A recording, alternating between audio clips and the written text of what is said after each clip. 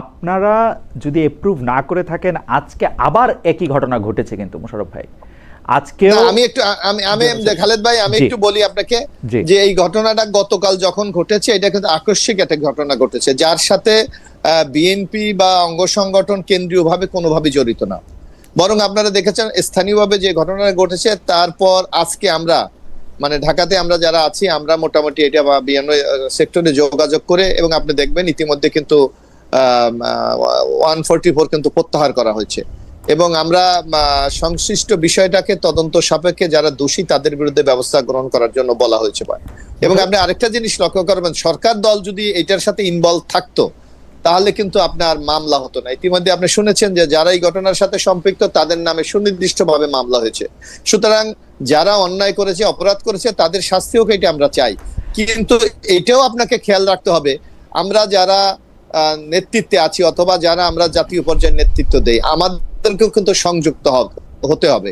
আমাদের কোনো কথায়, কোনো আচরণে যাতে জনমনে কোনো অসন্তোষ বা অস্বস্তি দেখা না দেয়, সেই ব্যাপারেও যদি আমরা একটু মোশাররফ ভাই, আমি এই জায়গাটাতে একটু আসতে চাচ্ছিলাম যে একদিকে বলা হচ্ছে যে বিএনপি আন্দোলনের সাথে যুক্ত না, অন্যদিকে বলা হচ্ছে যে কিছু শব্দ ব্যবহার, বিশেষ করে এনসিপির একজন নেতা জনাব নাসিরউদ্দিন পাটোয়ারিকে উদ্দেশ্য করে বলা হইতেছে যে নাসিরউদ্দিন পাটোয়ারি যেসব ভাষা ব্যবহার করেছেন তার ফলে জনগণ ক্ষুব্ধ হয়েছে।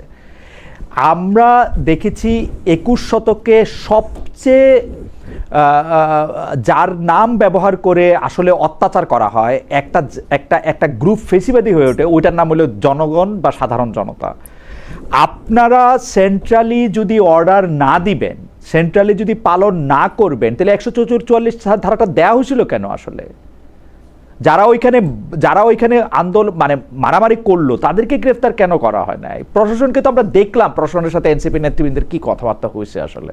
না, আপনি যদি বলেন, একটু ব্যাখ্যা যদি করেন।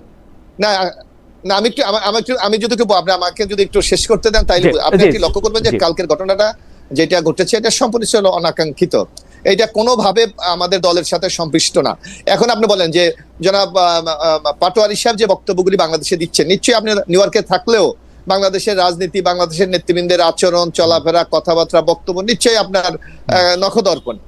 সেখানে আমরা সাম্প্রতিককালে লক্ষ্য করেছি, আপনি দেখবেন যে গত নির্বাচনের সময় জনাব নাসিরউদ্দিন পাটোয়ারি সাহেব আমাদের একজন প্রবীণ নেতা, বাংলাদেশেরই প্রবীণ নেতা জনাব মির্জা আব্বাসকে যেভাবে উনি বিব্রত করেছে, এইটা কি কোনো রাজনৈতিক দলের নেতার কি কোনো কর্মকাণ্ড? বরং আমরা দেখেছি এইটা এমন সে আচরণ করেছে, দল কিন্তু তার বিরুদ্ধে কোনো ব্যবস্থা গ্রহণ করে নাই। পরবর্তী সময় যখন বিএনপি রাষ্ট্রীয় দায়িত্ব গ্রহণ করেছে, আপনি দেখবেন নাসিরউদ্দিন পাটোয়ারি বলছে, নানা জায়গায় বলছে বিএনপিকে পালিয়ে যাবেন, তারেক রহমানকে টেনে হেসড়ে নামাবো, আবার লন্ডন আপনাকে চলে যেতে হবে। আপনি বলেন আপনার এই 5 মাসে বিএনপির নেতৃবৃন্দের এমন কোন আচরণ বাংলাদেশে ঘটেছে জানিয়ে আমাদের এরকম টকশোতে আলোচনা করতে হয়? আমি তো চ্যালেঞ্জ দিয়ে বলতে পারি সারা বাংলাদেশে এই ধরনের কোনো ঘটনা এখনো ঘটে নাই। কারণ আপনি দেখবেন আমাদের নেতা জনাব তারেক রহমান এই দায়িত্ব গ্রহণ করার পর উনি বাংলাদেশ, ওনার স্লোগানই ছিল যে সবার আগে বাংলাদেশ। এই বাংলাদেশটাকে একটা পর্যায়ে নিয়ে যাওয়ার জন্য উনি কত ধরনের কর্মসূচি গ্রহণ করেছে আপনি দেখেন, যে মাননীয় প্রধানমন্ত্রী প্রোটোকল নিচ্ছেন আর সাধারণ জীবনযাপন করছেন, রাস্তায় ট্রাফিক জ্যামকে উনি মেনে চলছেন, ওনার চলাফেরায় আচার আচরণের মধ্যে একটা নতুন রাজনৈতিক সংস্কৃতি চালু করার চেষ্টা করছে। সেখানে যেই নেতা, এবং বাংলাদেশের সাম্প্রতিক আমরা একটা জরিপও দেখেছিলাম, সেই জরিপে আমরা দেখেছিলাম বাংলাদেশের 83% লোক তারেক রহমানের এই যে রাষ্ট্র পরিচালনাকে ওনারা সমর্থন করে।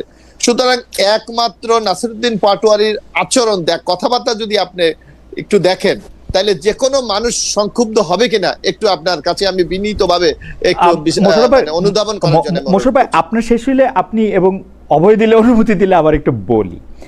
আপনি বলেছেন যে জনাব পাটোয়ারির কথা ধরে যে জনাব পাটোয়ারির রাজনৈতিক আচরণ, এটাকে আমরা আজকে নতুন দেখতেছি। আমরা কি সংসদে আপনাদের সদস্য দলের লোকজনদের গালাগালি করতে দেখি নাই? কবিতার নাম করে কথা বলতে দেখি নাই? আমরা যখন রাজনীতি করেছি মোশাররফ ভাই, আমি একটু আপনাকে স্মরণ করাই দিই, আমরা সেই সময়কার যিনি স্বৈরাচার শাসক এরশাদ সাহেবরে কি মানে যে কোনো তরুণ নেতৃবৃন্দই তো এরশাদ সাহেবরে গালি না দিয়ে আমরা কোনো বক্তৃতা শুরু করছি না? খালেদ মহিউদ্দিন, আপনার একটা লক্ষ্য আপনি নিশ্চয় মনে আছে, আমরা যখন ছাত্র ছিলাম এবং আপনি দেখবেন যে বিশ্ববিদ্যালয়ের মতো জায়গা, এখানে তরুণরা, এখানে তাদের রক্ত একটু গরম থাকে, তারপর আপনার মনে থাকার কথা আপনার নিশ্চয় যে আমরা একটা পরিবেশ পরিষদ করেছিলাম, সেখানে রাজনৈতিক স্লোগান কি হবে, আচরণ কি হবে, কিভাবে আমরা ক্যাম্পাসের সহাবস্থান আমরা নিশ্চিত করব, কিভাবে যার যার রাজনৈতিক কর্মসূচিগুলি তারা পালন করবে, এগুলি নিয়ে কিন্তু আমরা ক্যাম্পাসটাকে একটা জায়গা, তারপরে যে ব্যতিক্রম ঘটে নাই তা না, কিন্তু আমরা সবসময় চেষ্টা করেছি যে একটা নিয়ন্ত্রণের মধ্যে রেখে একটা সহাবস্থানের মধ্যে গিয়ে রাজনীতি করতে। কিন্তু আপনি দেখবেন এই জাতীয় সংসদ, এখানে আমাদের সাইবুল আলম মিলন ভাই আছেন, যিনি একজন বয়োজ্যেষ্ঠ সংসদ সদস্য। আপনি দেখবেন আমার মনে হয় 2টি অধিবেশন শেষ হয়েছে, নেতৃবৃন্দ অত্যন্ত দায়িত্বশীলতার সাথে তারা ভূমিকা পালন করে সংসদকে কিন্তু একটা কার্যকরী সংসদের দিকে তারা নিয়ে যাচ্ছে। এবং বাংলাদেশের মানুষের যদি আপনি একটু পালসটা দেখেন, অথবা যদি আপনি একটু জরিপ করেন, অথবা যদি একটু পাবলিক ওপিনিয়ন নেন, আপনি দেখবেন যে অনেকে মনে করছে অনেকদিন পর এই জাতীয় সংসদটা কিন্তু একটা কার্যকরী সংসদের দিকে এগিয়ে যাচ্ছে। না মোশাররফ ভাই, এই যে ধরেন গালি দেওয়া বা কটু কথা বলা ভালো কি খারাপ, বাংলাদেশের সাধারণ জনগণ কি মনে করে? এটাকে কখনো অ্যাকসেপ্ট করে না। এটা আমি এটা ফেয়ার এনাফ, তাহলে তাকেও অ্যাকসেপ্ট করবে না, তাকে ধরে মাইর দিতে হবে কেন? তাকে ধরে মাইর দিতে হবে কেন? না না, মাইরের ব্যাপার না, এই যে আমরা বলছি তো ঘটনাটা সম্পূর্ণ একটা বিচ্ছিন্ন ঘটনা, যার সাথে আমাদের কেন্দ্রীয় রাজনীতি বা কেন্দ্রীয় নেতৃত্বের কোনো সংযোগ ছিল না। আমরা যখনই এই ঘটনাটা আমাদের নজরে এসেছে, আপনি দেখবেন 144 দিয়ে যাতে কোনো ফার্দার কোনো ঘটনা না ঘটে সেই ব্যবস্থা আমরা গ্রহণ করেছি। এবং 144 ধারা কেন দেওয়া হয়েছিল? না 144 না হলে আপনি হবিগঞ্জের অবস্থা দেখেছেন যে কি অবস্থা। হবিগঞ্জে তো বিএনপির একজন নেতার নেতৃত্বে বা কয়েকজন নেতার নেতৃত্বে, সংসদ সদস্যদের নেতৃত্বে এইটা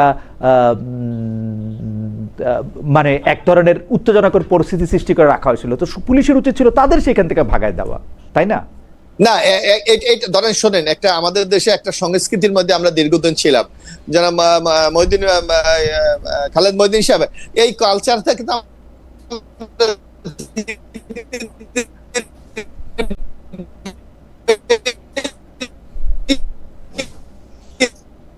যাচ্ছি। এই 2 দিনে আরো শিক্ষা নিয়ে আমরা আরো পরিবেশ টিভি কিন্তু নানা জায়গায় প্রোগ্রাম করে চলছে। আমি সন্ধ্যায় দেখলাম সিলেটে তারা বিশাল সমাবেশ করছে, এখন তো আর সমস্যা হচ্ছে না। অর্থাৎ দুর্ঘটনাকে আমরা দুর্ঘটনা হিসাবে চিহ্নিত করি, এবং ভবিষ্যতের জন্য আমরা যদি সবাই সতর্ক হই, এই ধরনের অবাঞ্ছিত ঘটনা থেকে আমরা সবাই আমরা ফিরবো। মোশাররফ ভাই আপনার কাছে, আপনি আমাদের একজন দর্শকের একটা প্রশ্ন আপনার কাছে আছে, আমাদের প্রশ্ন নিয়ে আমরা ফিরবো। দর্শকের প্রশ্নটা শুধু আপনাকে করে রাখি, আপনার কাছে যখন ফিরবো তখন আপনি এটা নিয়ে বলবেন।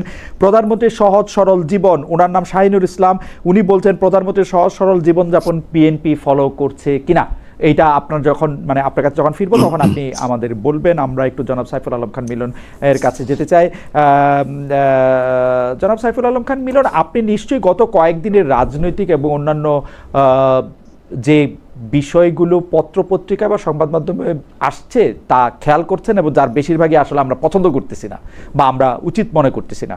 তো সেইগুলি নিয়ে একটু আমাদের যেহেতু কথা বলতেই হচ্ছে, সেই জন্য আপনার কাছে আমি একটু জেনে রাখি, জনাব নাসিরউদ্দিন পাটোয়ারির কথা আসলো, যিনি এনসিপির একজন গুরুত্বপূর্ণ নেতা, ন্যাশনাল সিটিজেন্স পার্টির একজন গুরুত্বপূর্ণ নেতা, এবং যারা আপনাদের জোটে আছেন। আমার প্রশ্ন হচ্ছে, তার এই বক্তব্য যে জনাব ওয়াকারুজ্জামান, আপনি বিএনপির তারেক রহমানকে, যিনি একজন দুর্নীতিবাজ, কোট আনকোট, আমি প্যারাফ্রেজ করে বলতেছি, তাকে ভোটে জিতিয়ে ক্ষমতায় এনেছেন, সুতরাং আপনার এরকম দাড়ি রাখারও দাম নাই, আপনার এরকম বুড়া বয়সে এগুলি হওয়ারও দাম নাই, আপনারা এই বক্তব্যের সাথে একমত কিনা যে তারেক রহমানকে ওয়াকারুজ্জামান ক্ষমতায় এনেছেন? খালেদ মহিউদ্দিনকে আমার পক্ষ থেকে সালাম ও শুভেচ্ছা, এবং আপনার মাধ্যমে ঠিকানা টিভির সকল দর্শক শ্রোতাদের সালাম ও শুভেচ্ছা জানাচ্ছি। আসলে এই যে বক্তব্য যেটা নাসিরউদ্দিন পাটোয়ারির দিয়েছেন, এটা তার নিজের বক্তব্য, এর দায়িত্ব তাকেই গ্রহণ করতে হবে। ইলেকশনের ব্যাপারে আসলে কিছু কথা আছে, সে কথাটা আমরা আগেও বলেছিলাম, কিন্তু আমরা ইলেকশনের পরই আমরা ইলেকশনকে গ্রহণ করেছি, কাজেই এখন নতুন কোনো আলোচনা ইলেকশন সম্পর্কে আমরা যেতে চাই না। আর আমি মনে করি যে নাসিরউদ্দিন পাটোয়ারির যে কথা, সেই কথা ব্যক্তি হিসেবে নাসিরউদ্দিন পাটোয়ারি, আর দল হিসেবে এনসিপি কি ব্যাখ্যা করতে হবে, এখানে আমার ব্যাখ্যা করার কিছু নেই। আপনারা জোট সঙ্গী হিসাবে এনসিপির কাছে জানতে চাইতে পারেন কিনা, যদি মানে ব্যাপারটা কেন আমার কাছে গুরুত্বপূর্ণ, সত্যি সত্যি ওয়াকার সাহেব যদি তারেক সাহেবকে ক্ষমতায় আনে থাকেন এবং সেই ক্ষেত্রে তারপরে আপনি জানেন সেই সময় আমি ঢাকা ছিলাম, তারপরই জামায়াতের আমিরের সঙ্গে আমার কথা হয়েছে। মাননীয় আমির জনাব শফিকুর রহমান কিন্তু আমাকে স্পষ্ট এক সাক্ষাৎকার দিয়েছেন, যে সাক্ষাৎকারটার মধ্যে আছে, যেখানের মধ্যে তিনি ইলেকশনের দুই পক্ষকে শুভেচ্ছা জানিয়েছেন, ফলাফল কনসিড করেছেন। তাইলে তো ওইটাতে আপনারও পার্ট। ইফ এইটার মধ্যে যদি ওয়াকার সাহেব কোনো কনস্পিরেসি করে থাকে, ওয়াকার সাহেবের যদি এই ক্ষমতা হয় যে তারেক সাহেবকে বসাবে, তাহলে এটা তো আপনারও পার্ট। আপনারা এই বক্তব্যটার প্রতিবাদ করছেন না কেন? আমি আপত্তি জানাচ্ছি কারণ হচ্ছে উনি একটা দলের শীর্ষ নেতা, উনার একটা বক্তব্য যদি নিজেদের বক্তব্য হয়, মানে আপনার ভালো না লাগে আপনি বললেন ওর বক্তব্য, যদি ভালো লাগে পাঠকরা দর্শকরা যদি নেয় তাহলে বলবেন এনসিপির বক্তব্য আপনাদেরও বক্তব্য। তো সহজ, তাই না? আপনি তো তাকে ব্যক্তি হিসেবে আলাদা করতে পারেন না। He is a senior leader, আপনার দলের একজন গুরুত্বপূর্ণ, জোটের গুরুত্বপূর্ণ দলের একটা লোকে। ইলেকশন সম্পর্কে কিন্তু আমাদের জোয়ানা অ্যাডভোকেট, তার বক্তব্যটা বোধহয় আপনার মনে আছে। আপনি সৈয়দা রেজানা হাসানের কথা বলছেন, উপদেষ্টা? হ্যাঁ মনে আছে, উপদেষ্টা মনে আছে, তার কথা মনে আছে তো? জি আছে। কাজে আমাদের বক্তব্য আমরা আগেও বলেছি, there is some ifs and buts, কিন্তু কনসিডারিং দ্য হোল সিনারিও আমরা পরিষ্কারভাবে এই নির্বাচনকে আমরা অ্যাকসেপ্ট করেছি। এখন এটা আমরা এনসিবির কাছে মানে নলেজের জন্য জানতে চাইতে পারি যে উনি কেন বলছেন। সব কথাকে আসলে ঠিক আক্ষরিক অর্থে ধরার সুযোগ আমরা যদি বলি, আপনি সৈয়দা রিজওয়ানা হাসানের কথা বলেছেন, সৈয়দা রিজওয়ানা হাসানের কথা আমি শুনেছি।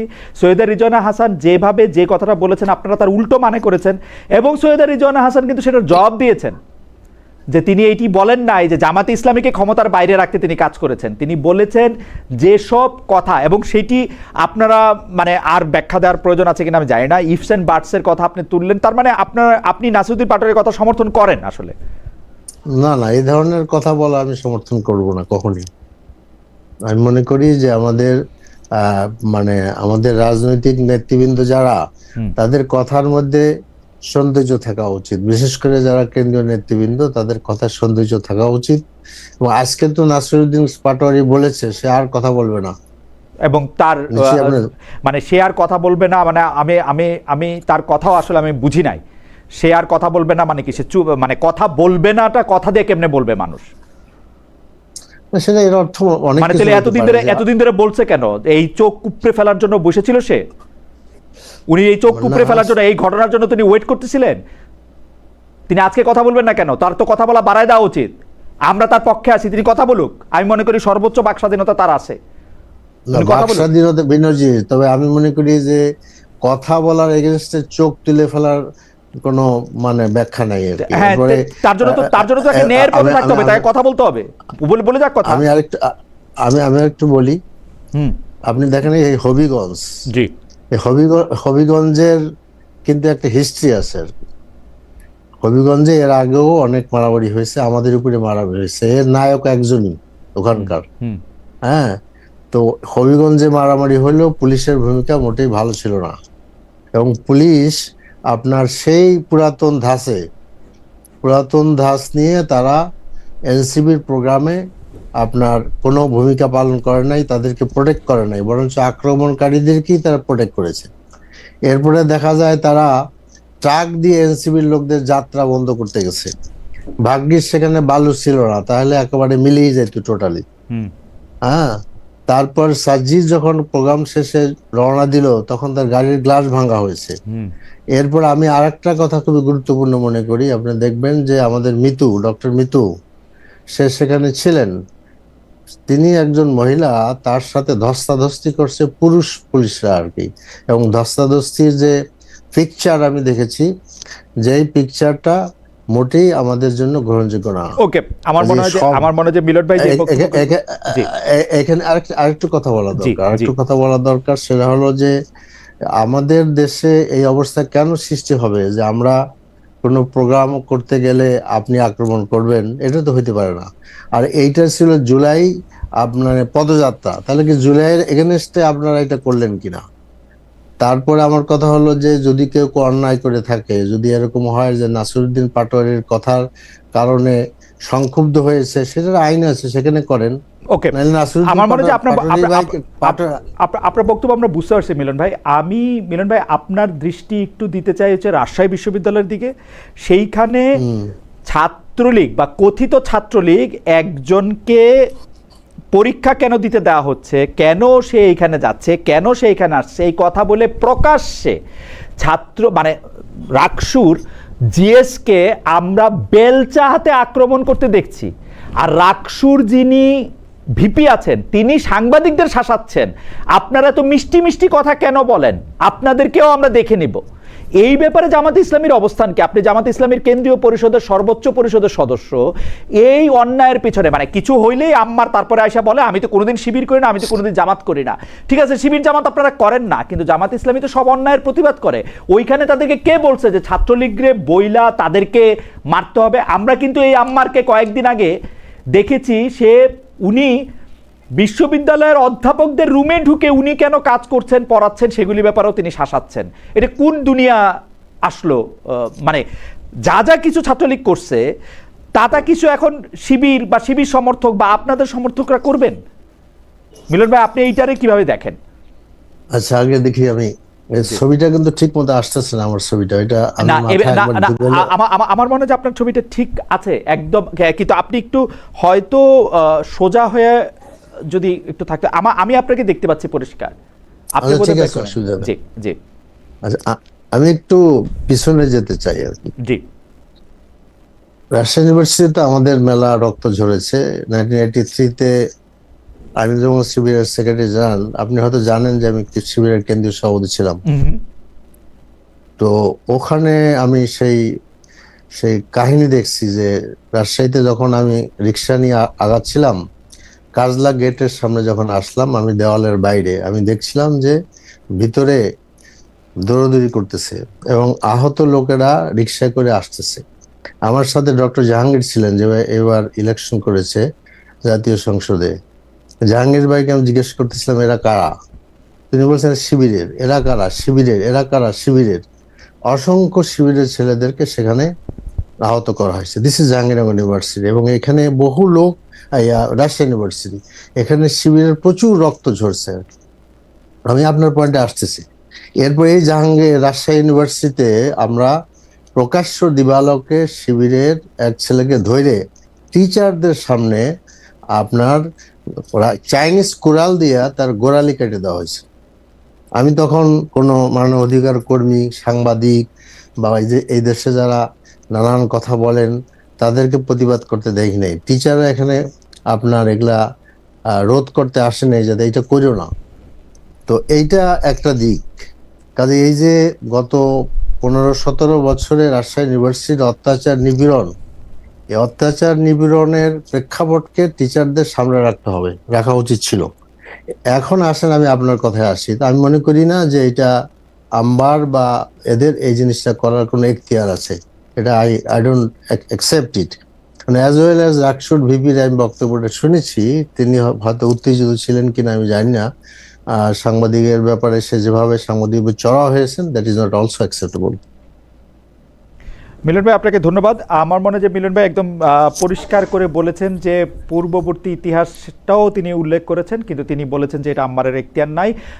আমি রাকসুর ভিপিজিএসকে যদি আপনারা শুনে থাকেন, আপনাদেরকে বলতেছি, আপনাদের কোনো এখতিয়ার নাই, আপনারা রাষ্ট্রের পুলিশ না, যাই ঘটে থাকুক না কেন। এবং সাংবাদিকদের হুমকি দিবেন এবং বলবেন বড় মায়া দেখা যাচ্ছে, দুনিয়া এত সোজা না। Thank you. আমাদের একজন দর্শক বলতেছেন যে আপনি জামাত শিবির দেখতেছেন, যুবদল ছাত্রদল দেখতেছেন না। আমি অবশ্যই যুবদল ছাত্রদলকে দেখতেছি এবং মোশাররফ ভাইকেও এই ব্যাপারে আমি মোশাররফ ভাইকে প্রশ্নের পর প্রশ্নই করে যেতে চাই। শুরুও করেছিলাম মিলন ভাইয়ের অনুমতি নিয়ে মোশাররফ ভাইকেই, যে মোশাররফ ভাই, আমাদের দর্শক একজন একটা প্রশ্ন করেছেন, আমি তার প্রশ্নের প্রেক্ষিতে আপনার কাছ থেকে একটু এটা জানতে চাইব যে মিলন ভাই স্পেসিফিক একজনের কথা বলেছেন, অর্থাৎ সেখানকার একজন সংসদ সদস্য, মিলন ভাই নামটা বলেন নাই। মিলন ভাই, আমি যদি নামটা ভুল বলি আপনি আমাকে কারেক্ট করে দিয়েন। ওনার নাম জি.কে. ঘোষ। উনি আপনারা যেমন সংসদ সদস্য, উনারাও মানে উনিও একজন সংসদস্য, এইটা কি উনি ওনার মাসল দেখালেন? উনি কি মাসেল দেখায়, মানে উনার মাসেল দেখায় উনি কোন পর্যন্ত যাইতে চান? উনি কি শামীম ওসমান হইতে চান? উনি কি জয়নাল আজারি হইতে চান? উনি কি মানে উনি কোন লেভেলে যাইতে চান? মানে ওনার লেভেলটা কোনটা? মোশাররফ ভাই আসলে জনাব খালেদ মহিউদ্দিন আসলে ওনার ওখানে উপস্থিতি কতটুকু ছিল এই ব্যাপারে আমার আসলে স্পষ্ট ধারণা নাই। তবে আমি মনে করি বিশেষ করে আমাদের কিন্তু একটা বিরাট দায়িত্ব এখন বিএনপি, সেই দায়িত্বটা হলো আমরা এখন জনগণ আমাদেরকে রাষ্ট্র পরিচালনা করার দায়িত্ব দিয়েছে। সুতরাং জনগণের নিরাপত্তা, জনগণেরকে শান্তিপূর্ণ রাখা, এটা কিন্তু আমাদের দায়িত্ব। আমি মনে করি যারা যেখানে মিলন ভাই এখানে সংসদ সদস্য, উনি ঢাকা থেকে নির্বাচিত হয়েছে, ওনার এলাকাকে শান্ত রাখা কিন্তু ওনার দায়িত্ব। আমি এক জায়গা থেকে নির্বাচিত হয়েছি, সেখানের দায়িত্ব আমার দায়িত্ব। যদি আমি দায়িত্ব পালনে ব্যর্থ হই তাহলে কিন্তু ওনার নিজের জীবনে যেমন ব্যর্থতা আসবে, পাশাপাশি দলকেও কিন্তু একটি বদনাম বহন করতে হবে। আমি আজকে যতটুকু আমি জানি আমাদের কেন্দ্রীয় নেতৃত্বের এই ব্যাপারে, আমাদের কেন্দ্রীয় নেতৃত্ব কিন্তু অত্যন্ত কঠোর। আপনি দেখছেন যে বিকাল থেকে পরিস্থিতি সম্পূর্ণ অন্যরকম। সুতরাং আমরা এই ধরনের পরিস্থিতি চাই না, যে কথাটি আমি আমার আগের পর্বেই বলেছিলাম যে এই ঘটনার সম্পূর্ণ একটা বিচ্ছিন্ন জায়গা ঘটনা, যার সাথে বিএনপির কেন্দ্রীয় রাজনীতি বা বিএনপির কোন এই যে বর্তমান কর্মসূচি তার সাথে কোনো মিল নাই। সুতরাং এই ব্যাপারটা আমাদের নজরে এসেছে, আমরা দেখছি। তবে আমাদের দর্শক জাহিদ হোসেন, আমি কি নামটা পড়তে পারলাম, জাহিদ হাসান যে উনি প্রশ্ন করছেন যে যারা আক্রমণ করলো, চোখ উপড়ে ফেললো, তাদের গ্রেফতার করা হচ্ছে না কেন? চোখ তুলে নেওয়া কি বাংলাদেশি আইনে জায়েজ? না, এটা কোনোভাবে আমরা সমর্থন করি না। জনাব খালেদ মহিউদ্দিন, আপনি জানেন যে দীর্ঘ 15টি বছর আমরা কি অত্যাচার নির্যাতনের মধ্যে ছিলাম। বিশেষ করে আপনি জানেন যে আপনার টক শোতে আমরা অংশগ্রহণ করতাম, সেখানেও কত সতর্কতার সাথে আমাদেরকে যেতে হতো, কথা বলতে হতো। সুতরাং এই ধরনের কর্মসূচি আমরা কখনো সাপোর্ট করি না। আপনি দেখেন ঢাকা বিশ্ববিদ্যালয়ে আপনি ভালো করে জানেন, এখানে ছাত্র আপনি ছিলেন, যে আজকে প্রায় 2 বছর হলো মানে ফ্যাসিস্ট হাসিনা সরকারের পতন ঘটেছে। আপনি দেখবেন এখনো ঢাকা বিশ্ববিদ্যালয়ে কিন্তু জাতীয়তাবাদী ছাত্র দল হলগুলিতে থাকতে পারছে না। তারপরও কিন্তু জাতীয়তাবাদী ছাত্র দল অত্যন্ত সংযমের সাথে পরিস্থিতির অনুধাবন করে কিন্তু তারা তাদের রাজনৈতিক কর্মকাণ্ড পরিচালনা করে যাচ্ছে। এখানেও কিন্তু আমরা কোনো ধরনের বল প্রয়োগ বলেন অথবা আমাদের অধিকার প্রতিষ্ঠার জন্য সেইটাও কিন্তু আমরা যাচ্ছি না, কারণ আমরা চাই। জি মোশাররফ ভাই, ঢাকা ইউনিভার্সিটির ছাত্র দলের ছেলেরা হলে উঠতে পারতেছে না, মানে এটা কি মানে বিশ্বাসযোগ্য কথা? আপনি জানেন, আপনি ঢাকা বিশ্বে খোঁজ নিয়ে দেখেন যে জাতীয়তাবাদী ছাত্র দলের ছেলেরা হলে আছে। কাদের জন্য এটা এখানে হলে দুটো, এখানে যদি আমি মানে এটা কি বিএনপির অন্তর্গত কোন দল? মানে একটা মোশাররফ ভাইয়ের দল একটা? না, এটা আপনাকে বলি। সেই ঘটনাটা হলো, আপনি জানেন যে আওয়ামী লীগের 15 বছর এখানে ফ্যাসিস্ট শেখ হাসিনার ছাত্রলীগের অবস্থান ছিল। আমরা রাতারাতি দেখলাম যে ছাত্রলীগ চলে যাওয়ার পর এরা তো ঢাকা বিশ্ববিদ্যালয় ছেড়ে দেয়নি। আপনি ঢাকা বিশ্ববিদ্যালয়ে ছিলেন, ছেলেরা থাকবে, পরীক্ষা দেবে, হলে থাকবে, এটাই স্বাভাবিক। কিন্তু রাতারাতি কিন্তু তারা তাদের মানে মোড়কটা চেঞ্জ করে অন্য একটি দলের নেতাকর্মী সমর্থক হয়ে গেছে। সুতরাং এখানেও কিন্তু একটি প্রবলেম আছে। তারপরও কিন্তু আমরা সেইটাকে অ্যাড্রেস করেও কিন্তু হলে ওঠার আমাদের ছেলেরা চেষ্টা করে না। তারা যেভাবে এখন আছে, তারা ভাবছে মেরিটের মাধ্যমে যদি তারা হলে উঠতে পারে তাহলে তাদের হবে। এবং আপনার একটা কথা মনে আছে, আপনি যদি একটু খেয়াল করে আপনি বলবেন, 5ই আগস্টের পর ঢাকা বিশ্ববিদ্যালয়ের একটা স্লোগান তোলা হয়েছিল যে ক্যাম্পাসে রাজনীতি চলবে না। আপনার নিশ্চয়ই মনে আছে, ক্যাম্পাসে মধুর ক্যান্টিনে পর্যন্ত রাজনীতি চলবে না। এই ধরনের একটা ন্যারেটিভ দাঁড় করে জাতীয়তাবাদী ছাত্র দল যাতে ক্যাম্পাসে পলিটিক্স না করতে পারে, আর যাদের অবস্থান আছে তারা তো ওখানে আছেই। আপনি দেখবেন কাদেরকে গুপ্ত বলা হয়, কারা একসময় ছাত্রলীগের নেতা ছিল, তারা রাতারাতি আজকে কিভাবে অন্য একটি সংগঠনের নেতা হয়ে গেছে। কিন্তু জাতীয়তাবাদী ছাত্র দল সেটা তো অন্য সমস্যা আছে। যাই হোক, আমাদের আগে দর্শক আরেকটা প্রশ্ন করেছিলেন, এই প্রশ্নটা জবাব যদি আপনি একটু দিতেন, যে তারেক রহমান সাহেবের 87-তে জীবনযাপন কি আসলে বিএনপির নেতাদের উপর কোনো প্রভাব ফেলছে কিনা? মানে অবশ্যই জনাব মহিউদ্দিন ভাই, অবশ্যই প্রভাব ফেলছে। আপনি দেখেন, আপনি তো বিএনপির এর আগে দুটি ক্ষমতায় যাওয়া আপনি নিশ্চয়ই দেখেছেন ছাত্র অবস্থা। একটা 91 থেকে 96 যখন আমরা ক্যাম্পাসের ছাত্র ছিলাম, আবার 2001 থেকে 2006 আপনি যখন তুখোর সাংবাদিক আপনি দেখেছেন। সেই নেতা কর্মীদের অ্যাটিটিউড, অবস্থান এবং আজকের অবস্থানের মধ্যে আপনি কি কোনো পার্থক্য খুঁজে পান? আমি কিন্তু সরলভাবে কি দেখি মোশাররফ ভাই, আমি আপনাকে বলি, আমি সরলভাবে দেখি যে বিএনপি প্রতিশ্রুতি ভঙ্গ করে তার নিজস্ব নেতা কর্মীদের এখানে প্রশক বানাইতেছে, ওইখানের মধ্যে তারা দিচ্ছে, ব্যাংকের মধ্যে তারা তাদের লোক দিচ্ছে, বিভিন্ন মানে 15টা না 20টা জেলা মানে মেয়রাল অফিসে, জেলা পরিষদে, সবগুলি জায়গায় অনির্বাচিত লোকগুলিরে বসাইতেছে, তারা তাদের মতো করে করছে। আমি কিন্তু দেখি মোশাররফ ভাই আপনি হয়তো আলাদা, কিন্তু আমি একটু বলি আপনাকে, এখানে আমি একটু বলি যে আপনি জানেন যে রাষ্ট্র ক্ষমতায় কে?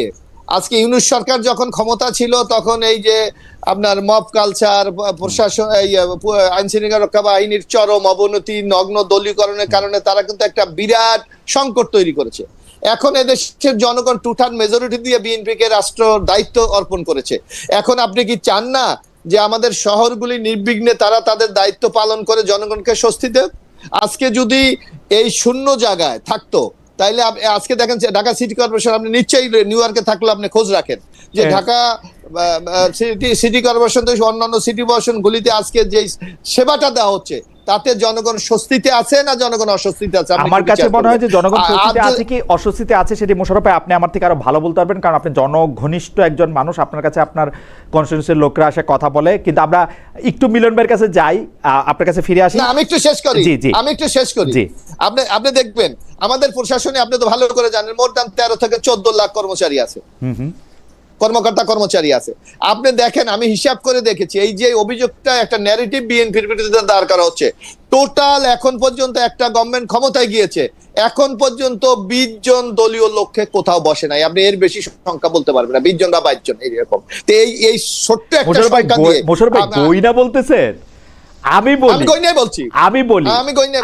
আমি বলি আপনি প্রধানমন্ত্রী, যেটি সর্বোচ্চ সরকারি চাকরি যেগুলিকে বলে, সেই সচিবদের বেশিরভাগই চুক্তিভিত্তিতে নিয়োগ করা হয়েছে এবং তাদের বিএনপি ডিএনএ টেস্ট করে আনা হয়েছে।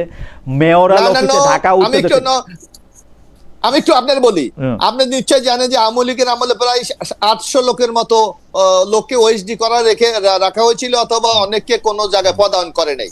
আপনি দেখেন এই বৈষম্য দূর করার জন্য ইউনূস সরকার এসে একটা এই বৈষম্য যারা শিকার হয়েছে তাদের জন্য একটা কমিটি করেছে। 700 লোককে তখন সচিব, এডিশনাল সচিব, জয়েন্ট সেক্রেটারি নানাভাবে তাদেরকে পদায়ন করেছে এবং বেতন সহ তাদেরকে ফেরত দিয়েছে। আপনি সেখান থেকে কত 11 জন কি 12 জন সচিবকে চুক্তিভিত্তিক নিয়োগ দিয়েছে। এখন এর আগের গভর্নমেন্টগুলি, আপনি 20 জনের কথা বললেন তো মোশাররফ ভাই, আমি আপনারে আরো মোশাররফ ভাই আমাদের দুজনের একটু বেয়াদবি হয়ে যাচ্ছে। মিলন ভাইয়ের কাছে একটু যাই। মিলন ভাইয়ের কাছে যাই। মিলন ভাই, আমরা জুলাই আন্দোলনের যে স্পিরিটের কথা শুনি আর কি, নতুন রাজনৈতিক বন্দোবস্তের কথাও যেটা বলা হয়, সেখানে অন্যতম একটা বিষয় ছিল যে ছাত্র শিক্ষক রাজনীতি, যেটার কথা আপনি জুলাই স্পিরিটের কথা আপনি বলছেন, ছাত্র শিক্ষক রাজনীতির কথা মোশাররফ ভাই বলছে। তাতে ছাত্র শিক্ষক রাজনীতি থাকলেও তাতে লেজুর বৃত্তি থাকবে না, এটা ছিল আমাদের একটা স্পিরিট আমি মনে করি। কিন্তু আমরা দেখলাম যে নির্বাচনে, মানে এই সর্বশেষ জাতীয় সংসদ নির্বাচনে ডাকসুর ভিপিজিএসরা সরাসরি দাঁড়িপাল্লার পক্ষে মাঠে নেমেছিলেন। ডাকসুর মেয়াদ শেষ হওয়ার আগে সেই ভিপিকে আবার দক্ষিণ ঢাকার মেয়র পদে প্রার্থী ঘোষণা করেছে জামাত ইসলামী। আমরা খুব জুলাই স্পিরিট দেখতে পাচ্ছি এখানে, মিলন ভাই। জি, আমি একটু মোশাররফ ভাইয়ের কথা একটু আসি আর কি। জি শিওর। কারণ মোশাররফ ভাই তো ঢাকা ইউনিভার্সিটির ভিতরেই থাকেন, তা আপনি জানেন কিনা? হ্যাঁ, জানবো না। তো মোশাররফের কথায় মনে হলো যে আমরা বিএনপি সরকার বিভিন্ন জায়গায় যে সমস্ত প্রশাসক নিয়োগ করছেন সেটা যথেষ্ট না, তাদের আরো নিয়োগ করা দরকার। 11টা প্রতিষ্ঠানে দলের লোকদেরকে নিয়োগ করছেন। আমাদের রাজশাহী সে বুলবুল ভাই, তাকেও নিয়োগ করা হয়েছে এবং বন বিভাগের দায়িত্বশীলকে বনের দায়িত্ব দেওয়া হয়েছে। এরপরে আপনার পুরা জায়গায় সারা বাংলাদেশে প্রশাসক নিয়োগ করা হয়েছে। আমাদের ঢাকা কিন্তু আপনি কি চান আওয়ামী লীগের লোকদের নিয়োগ দিবে না? আমি একটু আসতেছি। আমাদের রূপগঞ্জে ইউনিয়ন দেওয়া হয়েছে, তাদের এতে মোশাররফ ভাইয়ের মেসেজটা খুব ক্লিয়ার। ইউনিয়ন পরিষদে কিভাবে দায়িত্ব দেওয়ার তো সুযোগ নাই। জেলা পরিষদে দেওয়া হয়েছে ভাই, আপনি জেলা পরিষদে দেওয়া হয়েছে বিভিন্ন জায়গায়। মিলন ভাই বলছে যে ইউনিয়নে দেওয়া হচ্ছে। আচ্ছা মোশাররফ ভাই, আপনার আপনার কথার সময় আমি কথা বলবো না আর কি। না সরি সরি আচ্ছা আচ্ছা, না মিলন ভাই আপনি বলেন, মিলন ভাই আপনি বলেন। আমি ইনশাল্লাহ যদি সুযোগ হয় মোশাররফ ভাইকে সংসদে ওইটা দেখাই দিব প্রজ্ঞাপনটা রূপগঞ্জের আর কি। কারণ এইটা তো কথা ছিল না, কথা ছিল যে সব জায়গায় আমরা ইলেকশনের মাধ্যমে আসবো আর কি, লোকাল মানে গভর্নমেন্টে। কিন্তু সেটা আমরা ব্যতিক্রম দেখলাম আর কি, লোকাল গভর্নমেন্টে আমরা ব্যতিক্রম দেখলাম। তো এখন আমরা লেজুর বৃত্তির কথা আমাদের খালেদ ভাই বলেছেন। লেজুর বৃত্তি বলতে আমি কতগুলো জিনিস বুঝি। আমি শিবিরের সভাপতি ছিলাম, তো মোশাররফ ভাইও ছাত্র দলের নেতা ছিলেন, কাজে মিল আছে আর কি। লেজুর বৃত্তি বলতে বোঝা যায় যে আসলে সিদ্ধান্ত গ্রহণ করার ক্ষমতা, প্রোগ্রাম দেওয়া না দেওয়া ইত্যাদি বিষয়ে আমাদের ছাত্র সংগঠনের স্বাধীনতা আছে কিনা, এবং মানে আমাদের তাদের সেট আপ ইত্যাদি ক্ষেত্রে আপনি যদি পাশাপাশি রাখেন ছাত্র শিবির, ছাত্র দল, এখন তো ছাত্র লীগ নাই, যদি পাশাপাশি রাখেন তাহলে দেখবেন যে ছাত্র শিবিরের সেট আপ প্রতি বছর ফি বছর আপনার ইলেকশন হয়ে যাচ্ছে আর কি। আর ছাত্র দলের কবে হয়েছে এটা আমি বলতে পারবো না। মোশাররফ ভাই এটা একটু আপনি মনে রাখেন যে উনার মিলন ভাই পয়েন্টটা, সরি মোশাররফ ভাই বলে, কন্টিনিউ করেন। জি, আমি খুব অদ্ভুত ভাবে ভাবি যে বিএনপি, আওয়ামী লীগ, ছাত্র দল, ছাত্রলীগ, এদের বছর পর বছর কোনো নির্বাচন হয় না। এবং আপনার জেলা সংগঠন, তারপরে উপজেলার সংগঠনে আমাদের এই সমস্ত রাজনৈতিক দলের সবাই আহ্বায়ক থাকে, সভাপতি হইতে পারে না। তো এর থেকে বোঝা যাচ্ছে যে পরিষ্কার ভাবে তারা কখনোই আসলে নির্বাচন প্রক্রিয়া আসে না। 2-4-10 বছর পরে একটা করে আর কি, একটা আপনার সম্মেলন করে অথবা করে।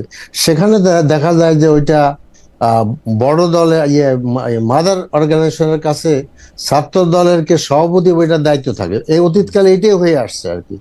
এবং 3-4 দিন পরে দেখা যায় যে একটা ডিক্লেয়ার করা হয়।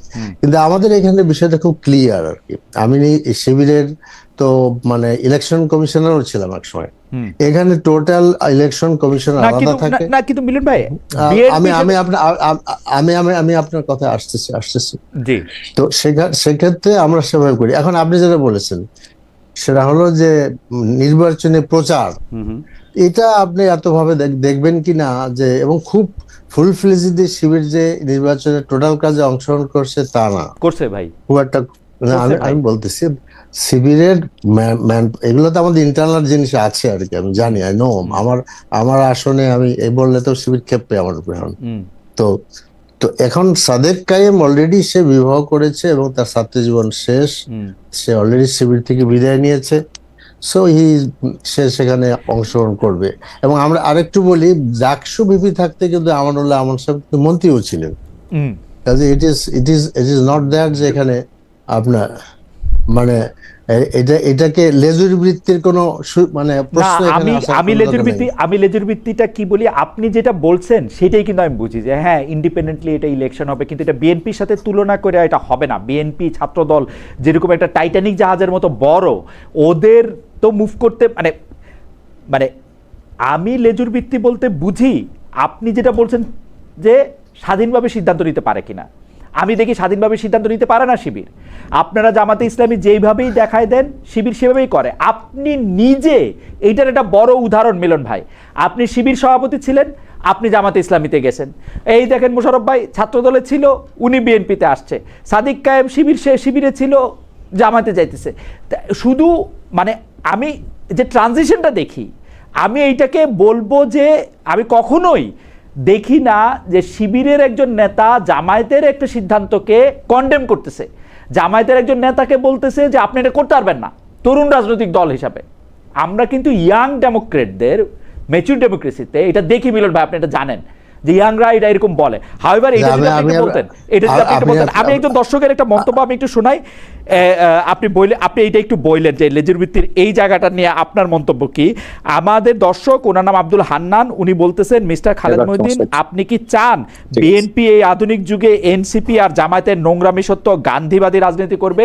আমি গান্ধীবাদী রাজনীতি বুঝি না, আমি জামায়াতের বা এনসিপির নোংরামে আমি বুঝি না। আমি বুঝি প্রত্যেকটা মানুষের কথা বলার অধিকার আছে। আমি মনে করি বাক স্বাধীনতার কোনো সীমা নাই, বাক স্বাধীনতার কোনো সীমা নাই। আই রিপিট, বাক স্বাধীনতার কোনো সীমা নাই।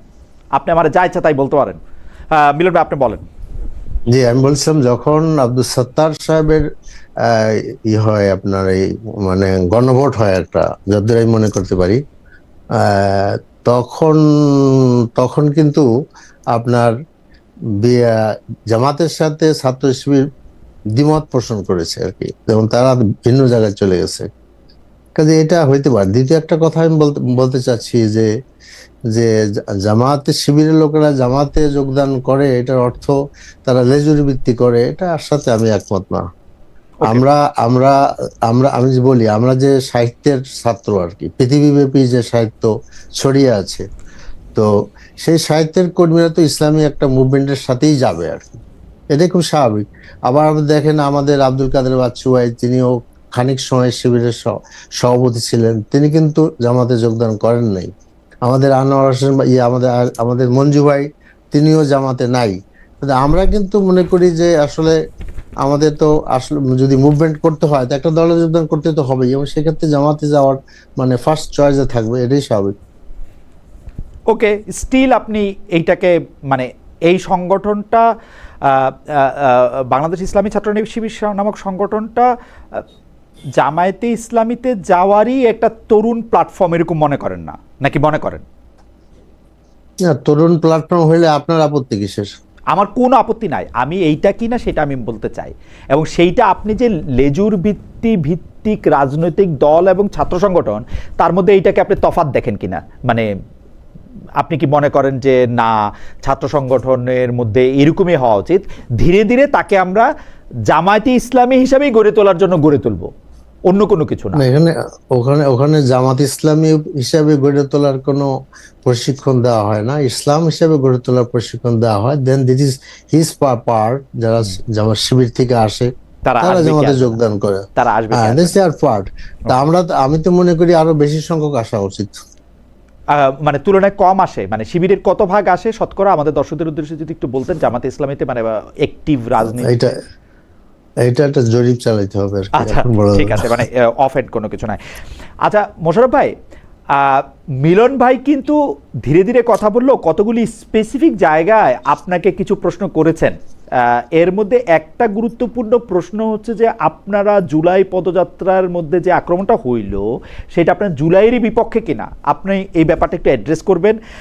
আমাদের প্রশ্ন, জুলাই সনদের যে ব্যাপারগুলি নিয়ে বিএনপি আপত্তি করলো, এর কোনোটা করলে কিন্তু বিএনপির কোনো ক্ষতি হইতো না, যেগুলি করলে ক্ষতি হতো না আমি বলি, বিচার বিভাগের জন্য আলাদা সচিবালয় করা, গুম কমিশন করা, এগুলি সরকারের মানে মানে এগুলি করলে কিন্তু বিএনপির ক্ষতি হইতো না। কিন্তু বিএনপি কিন্তু কেন জানি দেখাইতে চায় যে জুলাই সনদ বা জুলাইটা তাদের কাছে কোনো বড় ব্যাপার না। এটার কারণ কি আসলে মোশাররফ ভাই, একটু যদি বলতেন? মানে জুলাইয়ের সাথে কি কোনো সংঘাত আছে, যেহেতু নেতৃত্বটাতে আপনি? না, আমাকে একটু দেন তাহলে আমি বলি। না জনাব খালেদ মহিউদ্দিন, আপনি একটু লক্ষ্য করবেন জুলাই এখানে একটু ডিফারেন্স মনে আছে, একটু খুব সূক্ষ্ম ডিফারেন্স আপনি একটু লক্ষ্য করতে হবে।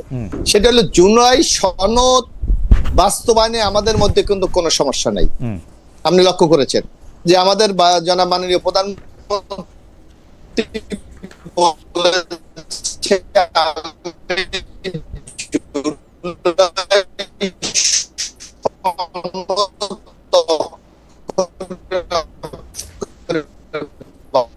বাস্তবায়ন করতে চাই, কিন্তু সংকটটা হুকুমত কমিশনে দাঁড়িয়ে জাতিকে সাক্ষী রেখেছিল।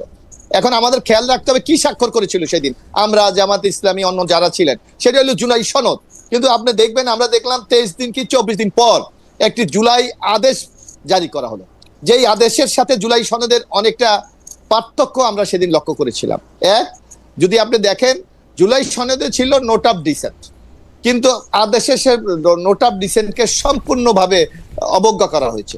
বরং আপনি দেখবেন জুলাই সেই নোট অফ ডিসেন্টে কি ছিল, রাজনৈতিক দলগুলি যারা নোট অফ ডিসেন্ট দিয়েছে আগামী নির্বাচনে তাদের ম্যানিফেস্টোতে এই নোট অফ ডিসেন্টের কথা উল্লেখ করবেন, যদি ভোটাররা তাদের পক্ষে রায় দেয় সেই অনুসারে তারা বাস্তবায়ন করবেন, ক্লিয়ার মেসেজ।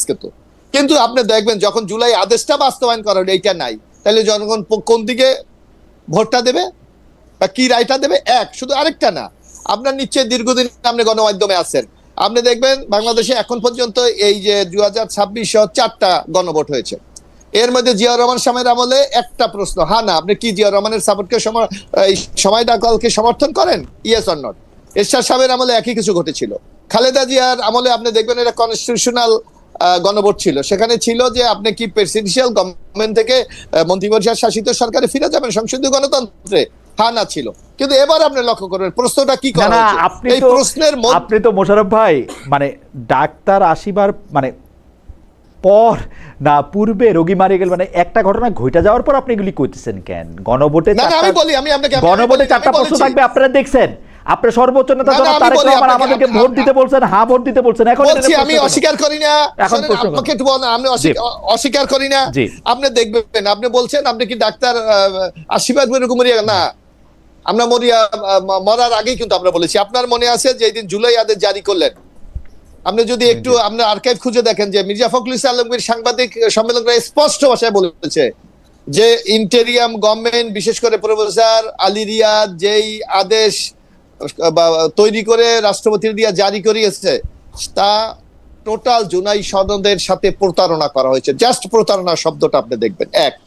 এখন আমি বলি, এখানে মিলন ভাই আছেন, আপনি আছেন, দর্শকরা আমাদেরকে দেখছেন, 4টা প্রশ্ন আপনার গণভোটে। আমরা ভাই আমাদের নেতা জনাব তারেক রহমান বলেছে হাতে আপনারা ভোট দেন, আমরা অস্বীকার করি না, হাত তো এখন আমরা ভোট দিয়েছি।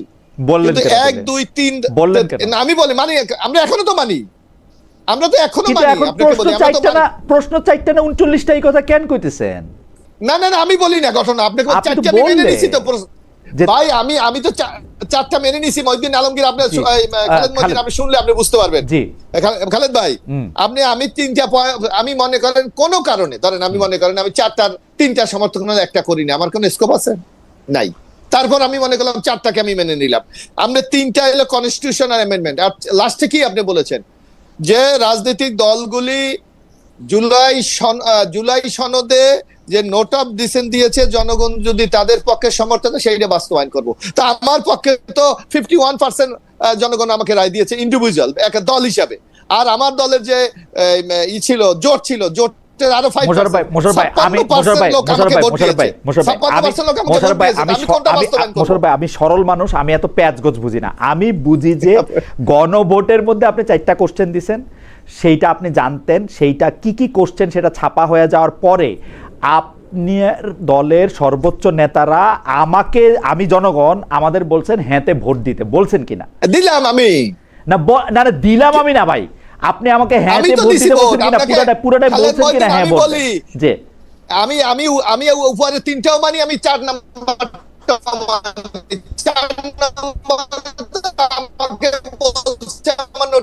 বাস্তবায়ন করার অধিকার তো জনগণ ভোট দিয়েছে। আপনি ধরেন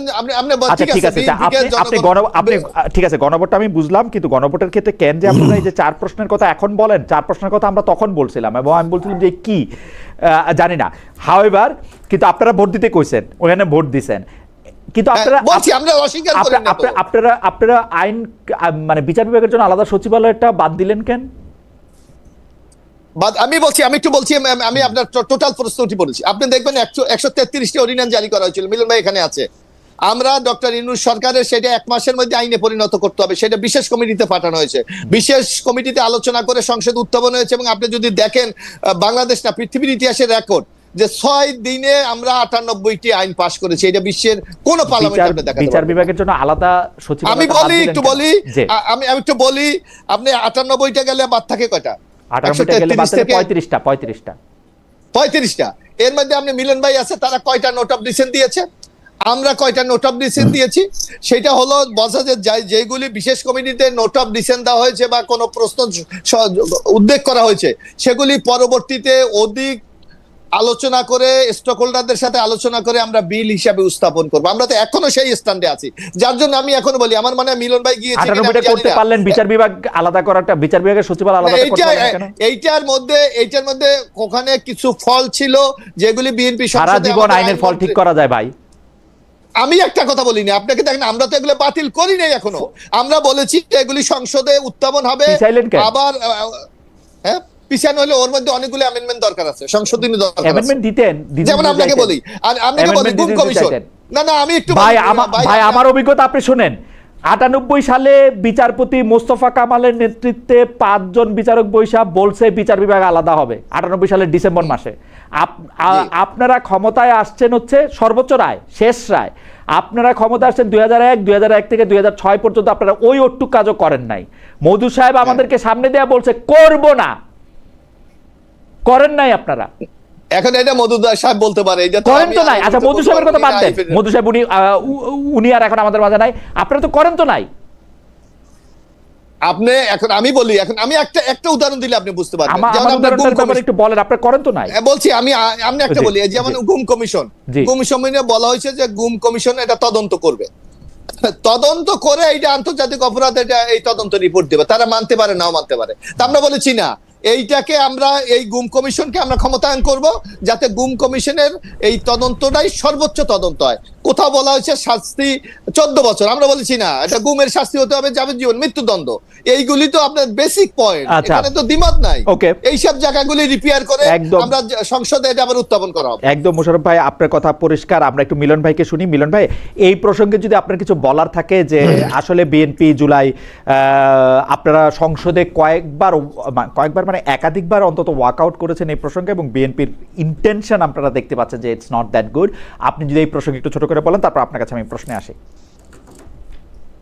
জি, আমি যেটা বলতে চাচ্ছি প্রথমে সেটা হলো যে আমাদের মাননীয় সংসদ সদস্য মোশাররফ ভাই একটা মানে রেকর্ড করার কথা বললেন যে অল্প কয়েকদিনে তারা অনেক বিল পাস করেছেন, কিন্তু আর একটা রেকর্ড মিলন ভাই আপনিও ছিলেন, একটু বলি ছিলাম তো বটেই। জি, তো আর একটা রেকর্ডের কথা আমাদের মোশাররফ ভাই বলেন নাই, সেটা হলো সংসদ থেকে এমন ভাবে ডাকা হয়েছে মানে টাইম মানে ডেটের ব্যাপারে, যাতে করে আপনার পিকটা দেওয়ালে আগে ঠেকে আছে, you have no alternative but to pass, এই একটা সিচুয়েশন মানে ওখানে ছিল। তো এখন মানে এই শেষ যে একটা বিল আনছে সে সম্পর্কে বলি, একদম শেষ দিনে যেটা হইলো আর কি। এই বিলটা হলো যেটা আশিক চৌধুরী এটা করার কথা বলছিলেন, যে আশিক চৌধুরীর বিরুদ্ধে আমাদের মির্জা ফখরুল ইসলাম আলমগীর সাহেব, আমাদের সালাউদ্দিন ভাইরা অনেক নিন্দামন্দ করেছেন, এবং তাকেই আবার তারা রেখে দিয়েছেন যাতে করে ওয়ান স্টপ সার্ভিস দেওয়া যায় আর কি। সেইটা বিলটা যে নিয়ে আসলেন মানে অল্প কিছু সময়ের মধ্যে, আমার মনে আধা ঘন্টাও হবে না আর কি, আধা ঘন্টার মধ্যে সব কিছু শেষ করে ফেললেন আর কি। আমাদের কোনো কথা বলতে দিলেন না, কোনো আপত্তি শুনলেন না আর কি।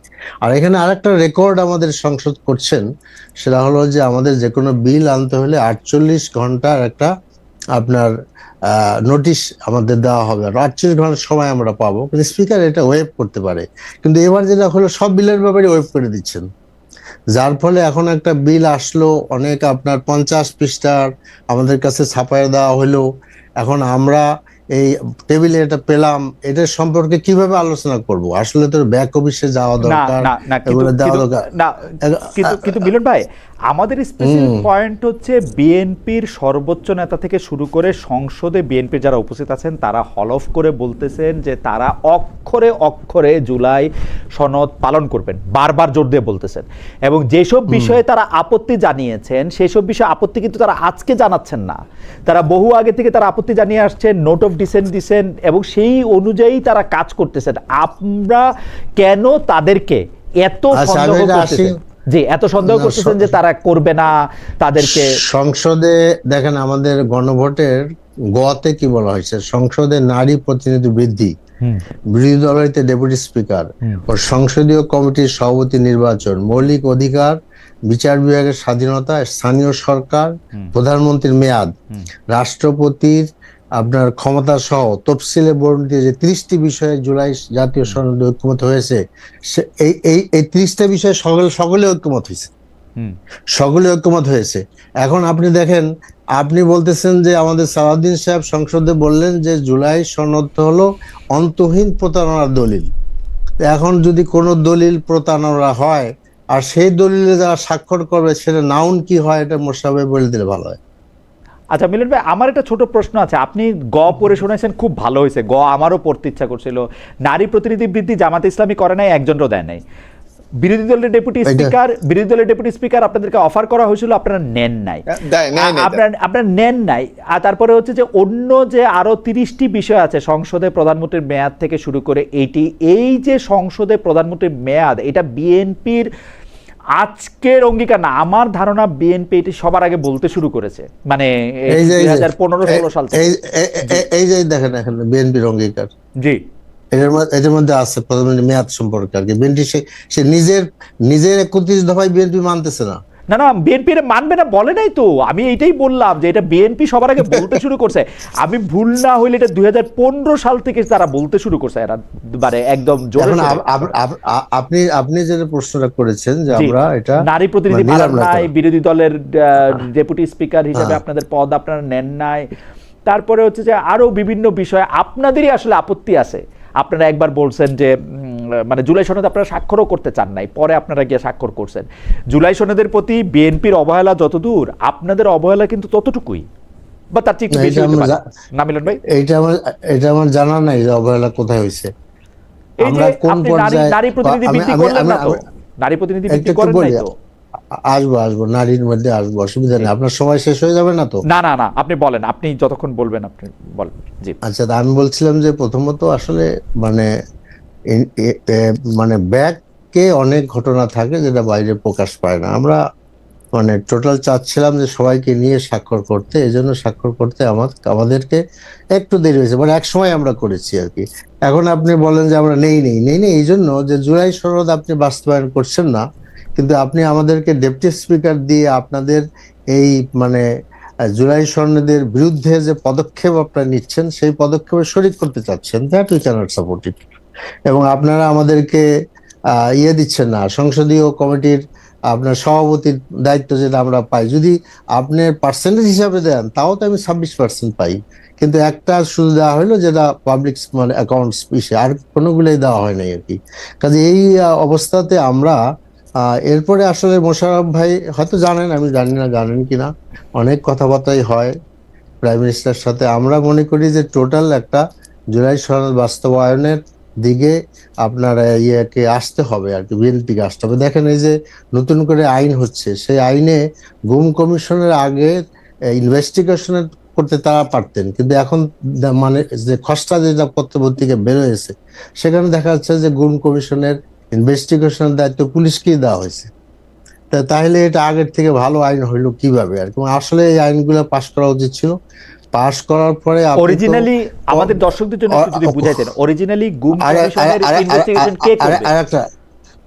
আরেকটা কথা, আগে তো গুম কমিশনের হাতে ছিল, গুম কমিশনের হাতে ছিল। তো উনারা তো পুলিশ না, ওনাদের তো ইনভেস্টিগেশনের কোনো ট্রেনিং নাই, ওনারা কেমনে করবেন? ধরেন আমাকে আজকে করতেই পারে জামাত ইসলামী বা বিএনপি যে কোনো সময় মনে করলো আমাকে গুম কমিশনের প্রধান করলো বা গুম কমিশনের একজন সদস্য করলো, আমার তো কোনো পুলিশি ট্রেনিং নাই টু ইনভেস্টিগেট। আচ্ছা, ওই যে আমেরিকার আসতেছে আমেরিকার প্রেসিডেন্ট ক্লিনটন সাহেবের যে মনিকা লিউস্কির সাথে যে ঘটনা, সেইটার তদন্ত কে করছিল? সে কি পুলিশের লোক না। কেনেথ স্টার যিনি প্রধান তদন্ত করছিলেন তিনি একজন নামী কংগ্রেসম্যান, এবং কেনেথ স্টারের কিন্তু এফবিআইতে পুরো অ্যাক্সেস ছিল ওই সময়।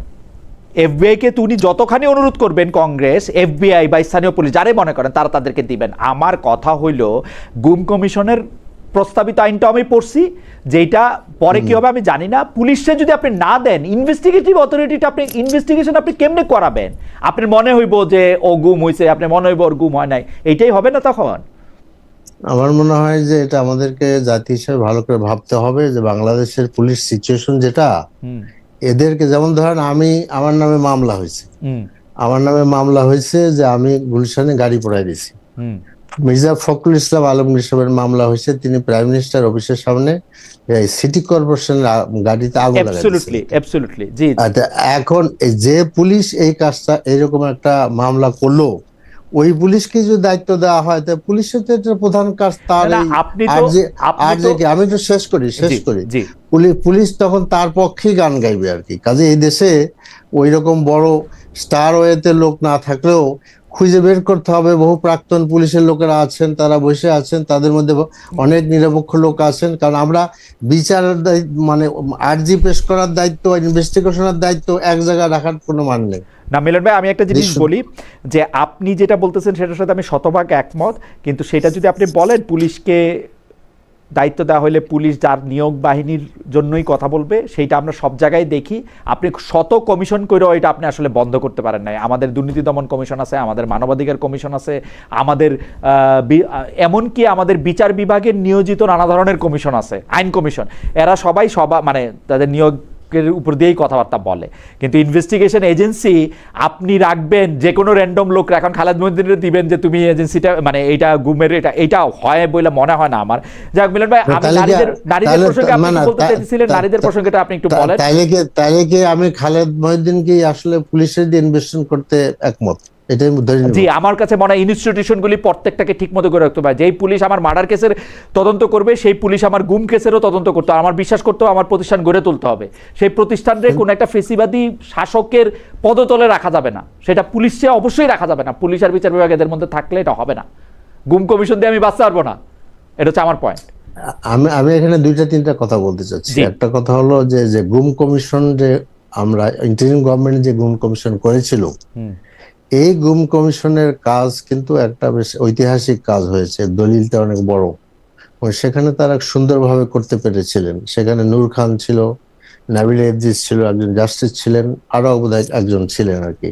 কাজে আমাদের দেশে আমরা যদি এরকম ভাবে শুরু করতে পারি, এটা একটা রেজাল্ট আমরা পাবো আর কি, এটা মনে করি। এবং আমরা দেখছি যে আমরা যখন একটা মানুষ পুলিশের কাছে ধরা পড়ে, অ্যারেস্ট হয়, তার কোনো মান সম্মান ইজ্জত কিছুই থাকে না। আমি যখন প্রথম অ্যারেস্ট হইলাম ওই নাজিবুদ্দিন রোডের মানে জেলখানা থেকে পুলিশের গাড়ি আমার করে নিয়ে যায়, আর লোকেরা চারিদিকে চিৎকার করে চোর চোর চোর চোর। আর এই যে পুলিশের গাড়ির মধ্যে একটা বেঞ্চ পর্যন্ত নাই, কোনো কিছু ধরার নাই, যখন গাড়ি ব্রেক করে তখন আবার সব লোক হুমড়ি খেয়ে পড়ে। এই গাড়িতে আমাদের মওদুদ সাহেবও চড়ছে, নিজামী সাহেব চড়েছেন, অন্যরা চড়েছেন। এই সবগুলোর আমার মনে হয় একটু সংশোধন করা প্রয়োজন। যারা যখন ক্ষমতায় থাকে তখন এদিকে কেউ তাকায় না আর কি, যারা বহু বছর জেলে থাকলো সেই জেল সংস্কারের চিন্তা আমাদের মাথায় আসে না আর কি। এই জন্য আমি মনে করি যে কোনো ক্রমেই এই পুলিশের হাতে, অন্তত বর্তমান পুলিশের হাতে এটা করে দেওয়ার কোনো সুযোগ নেই। দেয়ার শুড বি ইন্ডিপেন্ডেন্ট, মানে আপনি ইনস্টিটিউট গড়ে তুলি। আমার মনে মিলন ভাই, আপনি আমার ধারণা আপনি এটা নিশ্চয়ই বুঝে দেখবেন, আমরা যত বেশি এইরকম বাহিনী তৈরি করব, একটা আমব্রেলা বাহিনীর থেকে যত বেশি এরকম র্যাবের মতো স্পেশাল বাহিনী তৈরি করব, তত আমাদের সংঘাত এবং বিচার পাওয়া এবং রেমেডি পাওয়ার পথ ক্ষুণ্ণ হবে। এটা নিয়ে আমরা নিশ্চয়ই মিলন ভাই আমরা আরো বড় করে একটা আলোচনা করতে পারবো। এখানে একটা কথা আছে, সেটা হলো যে this is again related to the intention of the government চায় কিনা এটা দেখতে হবে। গভর্নমেন্ট যদি এখন প্রতিষ্ঠান মানে পুলিশকে বিশ্বাস না করতে পারে বা পুলিশের কাছে যদি বিশ্বাসযোগ্য করে না তুলতে পারে, বা এইটা তো আর তাহলে তো আমাদের দুর্ভোগের আর কোনো শেষ নাই। এটা আপনি আলাদা আরো 10টা কমিশন করলে ওই দুর্ভোগ আমাদের থাকবে। আমি বলতেছি প্রতিষ্ঠান, আমি দোকানে গেলাম, আমার দোকানে পাল্লায় মাইপে আমাকে জিনিস দেওয়া হলো, এখন আমি কি দোকানদারকে অবিশ্বাস করলাম নাকি? দোকানদার নিয়মিত পাল্লায় মাপ করে দিবে না? আপনি তো এই কারণে তো আপনি দোকানদারই পাল্টাইছেন, পাল্লাও পাল্টাইছেন, তারপর আপনি দোকানদার অবিশ্বাস করতেছেন। একই দোকানদার নাই তো এখন মিলন ভাই। না, দোকানদার যখন অন্তহীন প্রতারণা দেখে চোখে দক্ষিণ প্লাজায় বসে স্বাক্ষর করার পরেও, তখন বিশ্বাস করাটা বলতে কঠিন হয়ে দাঁড়ায়। মানে ওই দোকানদারের প্রতারণার কথা দেখতেছেন, আমরা আরো অনেক ধরনের প্রতারণা দেখি। মিলন ভাই আপনি নিশ্চয়ই এগুলির কথা বলবেন, যে আপনার কথা বলবেন। এখন আমি মোশাররফের কাছে আসতেছি। মোশাররফ ভাই, এবং যুক্তরাষ্ট্রের সঙ্গে আপনাদের বিশেষ বন্ধুত্ব প্রসঙ্গ আপনাকে প্রশ্ন করবো মিলন ভাই। আমরা আজকে অনুষ্ঠানটা আপনারা আসছেন একটু আপনারা আর 10-15 মিনিট আমরা একটু নেই। যে মোশাররফ ভাই আপনি বলতেছিলেন। আমি মিলন ভাইয়ের বক্তব্য আমি খুব মনোযোগ দিয়ে শুনছিলাম। উনি বিএনপি কে বেশ কিছু অভিযুক্ত করেছে, যদিও আপনি অনেকগুলি প্রশ্ন তাকে করেছেন। যেমন আমরা যদি একটা নতুন বাংলাদেশ না চেতাম, আমরা যদি এই জুলাই সনদের বাস্তবায়ন না চাইতাম, যেমন আমাদের 31 দফার মধ্যে স্পষ্ট আছে বিরোধী দল থেকে স্পিকার দেবো, আমরা তো অফার করেছিলাম, ওনারা নেননি। উনি বললেন যে ওনারা বললেন যে আমরা এখনো জুলাই 31 দফাই আমরা মানি না। আপনি দেখেন যে আমরা এখনো তো সেই আমরা আমাদের যে বক্তব্য, আমরা বলেছি যে এই যে বিএনপির যে ওয়াদাগুলি এগুলি সংবিধান সংশোধনের মাধ্যমে বাস্তবায়িত হবে। আপনি জুলাই সনদ যদি দেখেন জনাব খালেদ মহিউদ্দিন, আপনি দেখবেন স্পষ্ট ভাবে লেখা আছে 1 থেকে 47 নাম্বার পর্যন্ত সংবিধান সংশোধনের মাধ্যমে বাস্তবায়ন করা হইবে। এটা ওনারাও স্বাক্ষর করেছে, আমরাও স্বাক্ষর করেছি। এখন এর মধ্যে কি আছে? এর মধ্যে আপনি দেখবেন যে আমরা কেয়ারটেকার গভর্নমেন্টে ফিরে যাব। ইতিমধ্যে কিন্তু মহামান্য আদালত রায় দিয়েছে যে আমরা অলরেডি ফিরে গেছে। আমরা বলেছি প্রধানমন্ত্রীর মেয়াদকাল 10 বছর হবে। আপনি দেখবেন বিএনপি এখনো অটুট, এটা বিলের মাধ্যমে এটা বাস্তবায়ন হবে। আমরা বলেছি আগামীতে সকল নির্বাচন কেয়ারটেকার অধীনে হবে। আমরা বলেছি প্রেসিডেন্ট এবং প্রধানমন্ত্রীর ক্ষমতার মধ্যে একটা ব্যালেন্স হবে। সামনে বিল আপনি দেখতে পারবেন। আমরা বলেছি যে লোকাল গভর্নমেন্টে কোনো মার্কা থাকবে না। ইতিমধ্যে সেটা বাস্তবায়নের পথ হয়েছে, এটা বাতিল করে দেওয়া হয়েছে। আমরা বলেছি যে একটা আপার হাউস তৈরি হবে। ওনারা এটা নিয়ে ওই যে প্রমোশন নিয়ে কিন্তু মোশাররফ ভাই, হ্যাঁ আপনি যদি আপনারা কি করছেন সেটা তো আমরা মোটামুটি জানি। আমরা তো মানে না, ওনারা বলছে যে আমরা নাকি এটা আমাদের 31 দফার সাথে আমরা প্রতারণা করছি। অথচ আপনাকে বললাম এগুলো 31 দফার বিষয়। আমরা বলেছি ফ্যামিলি কার্ড করব, আমরা ফ্যামিলি কার্ড বাস্তবায়ন করেছি। আমরা বলেছি কৃষি কার্ড করব, 31 দফাতে দেখেন আপনি আছে, আমরা বাস্তবায়ন করেছি। আমরা বলেছি গাছ লাগাবো, আমরা বাস্তবায়ন করেছি। আমরা খাল কাটবো, বাস্তবায়ন লাগে। মিলন ভাই যে দুইটা পয়েন্ট বলছে সেই দুইটা পয়েন্টের ক্ষেত্রে আপনারা বলেন যে গুম কমিশনের ক্ষেত্রে আপনারা গুম কমিশনটা মানেন নাই, বলছেন এটা ভালো করে আনবেন। আনার পরে আপনারা দেখা গেল ইনভেস্টিগেশনের দায়িত্ব আপনারা পুলিশকেই দিচ্ছেন। মানে আপনারা ইনস্টিটিউশনগুলিরে আগের মতো করেই ব্যবহার করতেছেন, যেটা উনি একটি উদাহরণ। হ্যাঁ, মোশাররফ ভাই, কার ঘাড়ে কয়টা মাথা? আপনারা একটা ইন্ডিপেন্ডেন্ট কমিশনের দায়িত্ব যদি পুলিশের কাছে দেন। আমি একটু বলি খালেদ মহিউদ্দিন, আমি একটু বলি, আপনি দেখবেন আপনি যদি এখন আমাদের আমলাতন্ত্র কি আপনি অস্বীকার করতে পারবেন? না, অস্বীকার কেন? আপনি কি পুলিশকে অস্বীকার করতে পারবেন? পারবো না তো। আপনার কথা হলো আমাদের যে দায়িত্ব, আমাদের জামাতে ইসলামীর যারা সংসদে আছে এই প্রতিষ্ঠানগুলিকে নিরপেক্ষভাবে গড়ে তোলা, এবং তারা যদি তাদের দায়িত্বের ক্ষেত্রে অবহেলা করে সেখানে শাস্তির ব্যবস্থা। আপনি এখন দেখেন 18 রাতে নির্বাচন হয়েছিল, আমি মনে আছে টকশোতে 1000 বার বলেছি, আওয়ামী লীগ বলেছিল প্রমাণ কি? এখন প্রমাণ বের হয়েছে, এবং সেই ডিসিএসপি দেরকে ইতিমধ্যে চাকরিতে সম্মতি দেওয়া হয়েছে না। না, সেই ডিসিএসপিদের স্যাক করা হয়েছে, প্রমাণের ভিত্তিতে করা হয়েছে তখন। আর এখন সেই প্রমাণ আমাদের সামনে আসে নাই, কিন্তু আমরা সেই জায়গার মধ্যে থেকে আমরা গলা চেঁচাইছি 1 কোটি বার 18 ইলেকশনের পরে, গলা চেঁচাইতে দেশ থেকে জার্মানি গেছি গিয়া। কিন্তু আমরা তো ওই সময় আমাদের হাতে কিছু ছিল না, কিন্তু এখন আমাদের হাতে কি আছে? মিলন ভাই আপনাকে কোন দিকে দৃষ্টি আকর্ষণ করতেছে এটা আপনি একটু দেখেন ভাই। আপনি দেখবেন আজকে এখানে আমি অভিযুক্ত, আপনি অনুমানের ভিত্তিতে অভিযোগ করছেন। আমি অনুমানের ভিত্তিতে করতেছি না ভাই, আমি যেটা চোখে দেখি সেটা আমি আপনাকে বলি ভাই। আমি দেখলাম কোন প্রতিষ্ঠানের প্রতি আমাদের সে বিশ্বাস স্থাপনটা করতে হবে। কেমনে করব ভাই, কেমনে করব? আপনার প্রতিষ্ঠানের শীর্ষ পুলিশ কর্মকর্তা কিভাবে জাতীয় মানে কিভাবে বিএনপির সঙ্গীত গাইছে, কিভাবে বিএনপির প্রতি তার লয়ালিটি আছে, সেটা আপনাদের সামনে বসে বলেন রে ভাই। আমরা কেমনে বিশ্বাস করব আপনাদের? আর আমরা তো চেষ্টা করছি এই অবস্থা থেকে বেরিয়ে যাওয়ার। তারে কোনো শাস্তি দিবেন আপনি? তারে কোনো শাস্তি দিবেন যে আপনাদের গান গায়? তারে তো পুরস্কারই দিবেন। আপনি আমাকে একটু বলতে দেন, তারপর আপনি দেখবেন এখানে মিলন ভাই বলেছে সংসদীয় কমিটি।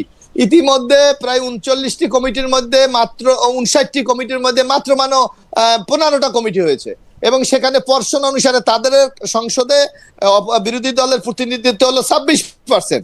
আপনার 26% অনুসারে যে কয়টা মন্ত্রণালয়ের স্থায়ী কমিটি আছে সেগুলির চেয়ারম্যান তারা পাবে, তাতে 9টা না 10টা তারা পাবে। সুতরাং এটা দেখুক সামনে, এখনো হয় নাই। এখনই যদি আপনি ব্লেমটা করেন তাহলে কেমনে হবে আপনি বলেন? বরং আমরা এই অবস্থাটাকে এগিয়ে নিয়ে, আমি মিলন ভাইকে একটু বলি, মিলন ভাই তো এখানে ধন্যবাদ দেওয়া উচিত ছিল আমাদেরকে। আপনি দেখেন জ্বালানি সংকটের সময় সংসদে একটি কমিটি হয়েছিল, আপনার পার্সেন্টেজ অনুসারে 26% তারা কয়টা পায়, কিন্তু আমরা তো 50% দিয়ে সেই কমিটি করেছিলাম। দেখেন উনি জুলাই সনদ দিয়ে সংসদে 2 ঘন্টা আলোচনা হওয়ার কথা ছিল, ওনারা নিয়ম অনুযায়ী সময় পায় 52 মিনিট, ওনারা 1 ঘন্টা 18 মিনিট আলোচনা করেছে।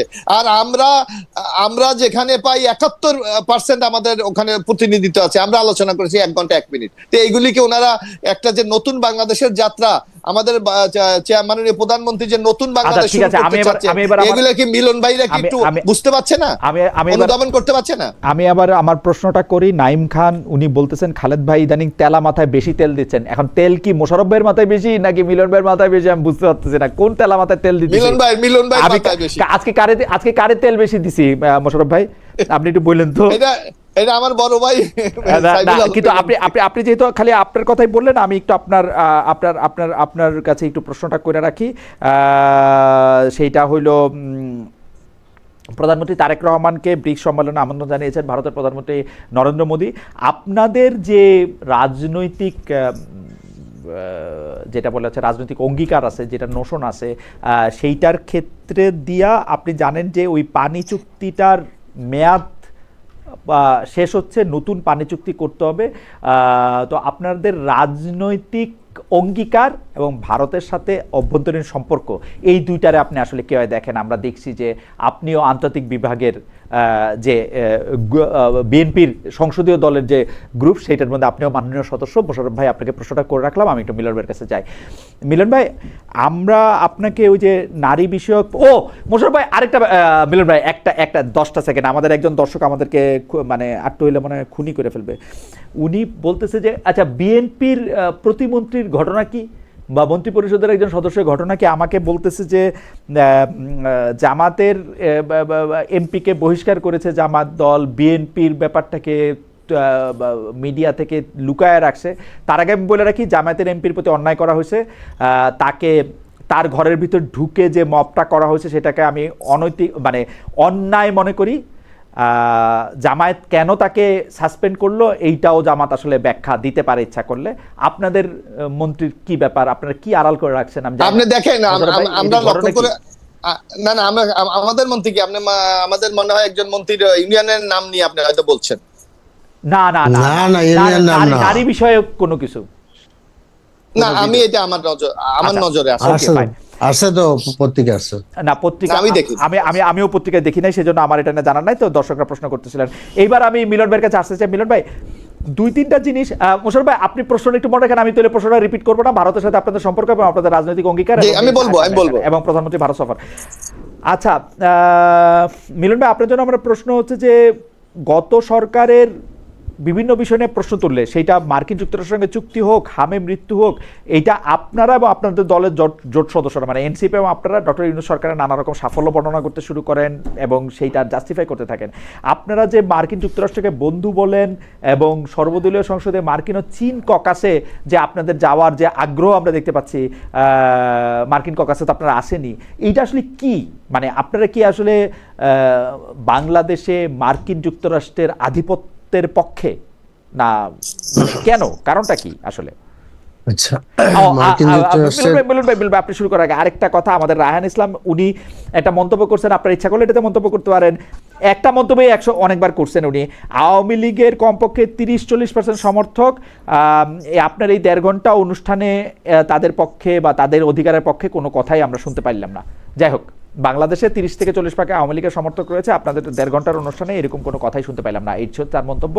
মিলন ভাই, আপনি বলেন, আন্তর্জাতিক সম্পর্ক, মার্কিন যুক্তরাষ্ট্র আপনাদের বন্ধু, ককাস, দক্ষিণ প্লাজায় মার্কিন অনুষ্ঠান, চুক্তি। আচ্ছা, আমি এর আগে একটু ব্যাক করতে চাচ্ছি। সেটা হলো যে আমাদের দুদক, জাতীয় মানবাধিকার কমিশন, তারপরে আপনার বিচার বিভাগ, এগুলোর স্বাধীনতা বলতে কি বোঝা যায় এই জিনিসটা একটু বলতে চাচ্ছি, এবং সেটা হচ্ছে কিনা সেটা দেখতে হবে।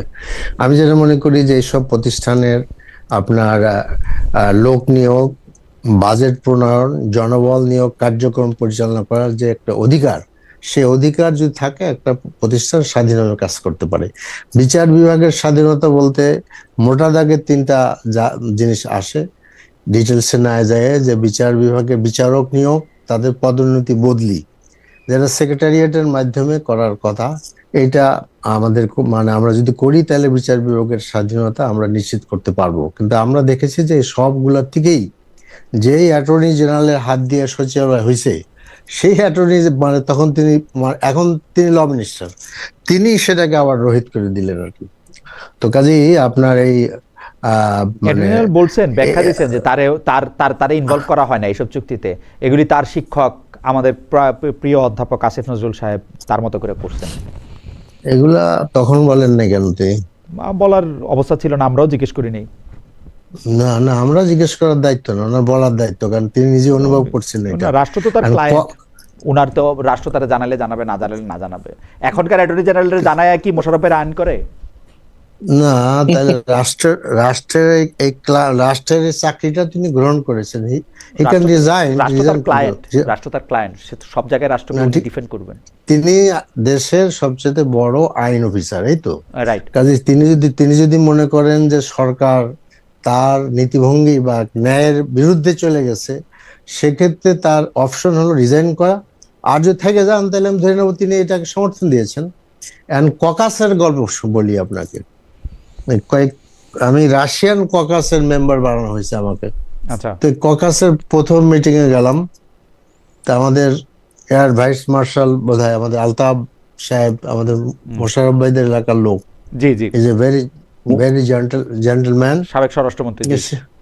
সাবেক স্বরাষ্ট্রমন্ত্রী। ককাসের আমাদের প্রথম গ্যাদারিং হলো, সেখানে প্রথম আমরা চানাচুর খাইলাম, বাদাম খাইলাম। আস্তে আস্তে লোক আসতেছে, টাইম জ্ঞান নাই কাউরি। এমনকি রাশিয়ান সাহেবরাও প্রায় ঘন্টাখানিক পরে আসলেন। তারপরে একটা রাতের ডিনার হইলো, খোদা হাফেজ হয়ে গেল। এই তো ককাস দেখলাম। এই ককাসের কি মূল্য আছে আমি এখনো টের পাইনি। টের পাইলে তখন বলবো যে কি। আপনারা মার্কিন যুক্তরাষ্ট্রকে খুব পরীক্ষিত বন্ধু মনে করেন এবং এইটা খুবই ইন্টারেস্টিং ব্যাপার। অনেকে মনে করেন আপনাদের সাথে এবং এনসিপির সাথে মার্কিন যুক্তরাষ্ট্রের বন্ধুত্বটা একটু হিসাবের চেয়ে বেশি বন্ধুত্ব আছে মনে করেন অনেকে। না, আমার মনে হয় আপনি আমাদের লিডার অফ দ্য অপোজিশন একটা কথাকে আপনি এখানে ধরছেন। আমি মনে করি না এটা এতভাবে। আপনারা সাংবাদিকরা যত সিরিয়াসলি সব কথাকে সুন্দরভাবে বলতে পারেন, আমরা যারা একটু রাজনৈতিক অঙ্গনে থাকি, আপনারা অনেক সুন্দর করে কথা কইতে পারেন, এটা পরে বোঝা যায়। আমরা 15 বছর পরে গিয়ে আপনাদের কথার মাঝে যা বুঝি। আপনার মুখ দিয়ে কিন্তু চেষ্টা করেও বাইরে হবে না জনাব শফিকুর রহমানের মুখ দিয়ে যে রাশিয়া আমাদের প্রকৃত বন্ধু, এটা বাইরে হবে না। আমি বলি আমি তো রাশিয়ার ককাসে আছি, আপনি বলবেন মানে। জি বলেন। আমি বলছি যে সেটাকে এর দ্বারা ওই ব্যাখ্যা করার কোনো সুযোগ নাই আর কি, আমি যেটা মনে করি আর কি। তো কাজে ককাস দিয়ে আসলে কে কার বন্ধু নির্ণয় করা খুব মুশকিল। আর একটা কথা আমি বলি, মোশাররফ ভাই যেটা বলেছেন সংবিধান সংস্কার এবং সংবিধান সংশোধন, সংশোধনের মাধ্যমে বেসিক স্ট্রাকচারে আপনি কোনো পরিবর্তন আনতে পারবেন না, কিন্তু জুলাই সনদে বেসিক স্ট্রাকচারের পরিবর্তনের প্রস্তাব আছে। হাইকোর্ট বাইরে নিয়ে যাওয়া, জাতীয় মূলনীতি পরিবর্তন সহ আমাদের আপনার এই আপার হাউস করা, এগুলো মোশাররফ ভাই বলছেন ওনারা এটা করবেন আর কি। করলে কি হবে, আমি যদি কোর্টে যাই, এটা যদি চ্যালেঞ্জ করি, ওই আগে যেরকম এরশাদের আমলে আপনার হাইকোর্টকে বাইরে নিয়ে যাওয়া হয়েছিল, সেটা কিন্তু টিকে নাই আর কি। সেই কারণে কনস্টিটিউশনাল প্রয়োজনে আপনার এইটাকে সংশোধন জুলাই সনদের জন্য যে সংস্কার পরিষদ করা দরকার ছিল, এই সংস্কার পরিষদ যদি করা হতো তাহলে এই প্রশ্নগুলো আসতো না আর কি। আর যে কাজে আমি মনে করি যে এখানে বিএনপি যেটা জামাত মনে করে, বিএনপি তার বেসিক জায়গা থেকে সরে গেছে আর কি। তারা জুলাই সনদের বাস্তবায়নের দিকে হাঁটছে না আর। কাজে আমার কাছে আমাদের আপত্তিটা ওখানেই, জুলাই সনদ বাস্তবায়ন করা উচিত। এখন জুলাই সনদ দিয়া মিলন ভাই, আমার রিডিং হচ্ছে জুলাই সনদ থেকে সবাই সরে গেছেন আপনারা। না, আমরা সরে যাই না। না, আমরা সরে যাইনি। আপনি পয়েন্ট আউট করলে আমি বলবো আর কি। নারীদের প্রসঙ্গটা বলছিলাম। আচ্ছা বলি, নারীদের প্রসঙ্গটা বলি। না, নারী গেল, ডেপুটি স্পিকার নিল না। আসেন ডেপুটি স্পিকারটা ব্যাখ্যা দিয়েছেন, নারীদেরটা বলেন না আর কি উনি। আচ্ছা, নারীদের ব্যাপারে বলি, শুনেন। আমাদের দেশে আমরা ইউরোপিয়ান ইউনিয়নের একটা প্রোগ্রামে গেছিলাম, সেখানে আমি ছিলাম, ব্যারিস্টার আরমান ছিল। ইউরোপিয়ান ইউনিয়ন নারীদের প্রসঙ্গে তুললো আর কি। এটা তারা দুইজনকে জিজ্ঞেস করলো, বিএনপি এবং জামাতকে।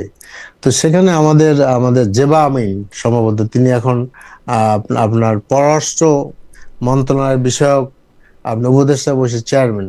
তিনি বললেন যে না, জেবা আমিন চেয়ারম্যান না। আচ্ছা, চেয়ারম্যান না হোক, বাদ দেন, উনি হি ওয়াজ দেয়ার। আক্তার হামিদ খানের মেয়ে, যিনি এখন লন্ডন আছে এই মুহূর্তে, তিনি ব্যাখ্যা দিলেন যে আমাদের দেশে আপনার যে খাল বিল নদী নালা, এতে একজন নারীর পক্ষে পুরুষের মতো করা মুশকিল। কিন্তু এখানে আমি যেটা বলতে চাচ্ছি যে আসলে আমাদের এই ব্যাপারে কোনো দ্বিমত নাই। এবং আমরা গত 15-17 বছর আমরা ঘরে থাকতে পারিনি, 1 মাস 15 দিনও থাকতে পারিনি। We are not prepared.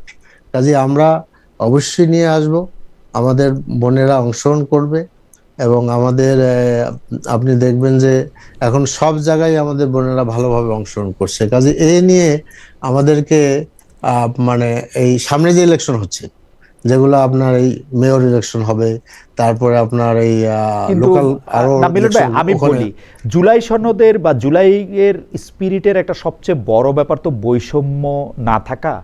আপনারা তো মানুষের মধ্যেই বৈষম্য করতেছেন, এই কথা আমরা এরকম- জুলাইয়ের আগে শুনি নাই। আপনার নারীদের ক্ষেত্রে বৈষম্য করতেছেন, তাদের কর্মঘণ্টা কমায় দিতে বলতেছেন, আলাদা চাকরি করার কথা বলতেছেন, এরকম নানা ধরনের কথা আপনারা বলতেছেন।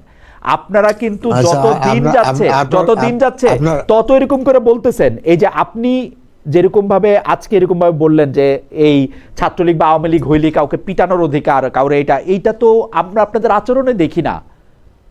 আমরা এটা আমরা তো পিটাইলাম নাকি কাউকে? রাজশাহী আমি- ইউনিভার্সিটি আমি রাজশাহী ইউনিভার্সিটিতে আপনারা যা করছেন, রাজশাহী ইউনিভার্সিটি ধরেন, তারপরে খুলনা বিএল কলেজে, এটা যদি শো আরো 1 ঘন্টা বাড়ায় দেন, তাইলে আমি না, একেবারে ঠিক আছে, আপনি গইনে গইনে আপনি বলবো। নারীদের ক্ষেত্রে যদি বলেন আমরা শেষ করে দেব। জি, নারীদের ক্ষেত্রে বলি, আপনি আমাকে ধরেন ইউরোপ মানে আমেরিকায় নারীদের পার্সেন্টেজ কত, মানে এই সংসদে কত পার্সেন্টেজ? ধরেন 1/4 তো হবেই। নো নো নো, ব্রিটেনিয়ার মানে সংসদে কি 1/4? কোনটা? Not at all. না, আপনি ব্রিটেন তো আবার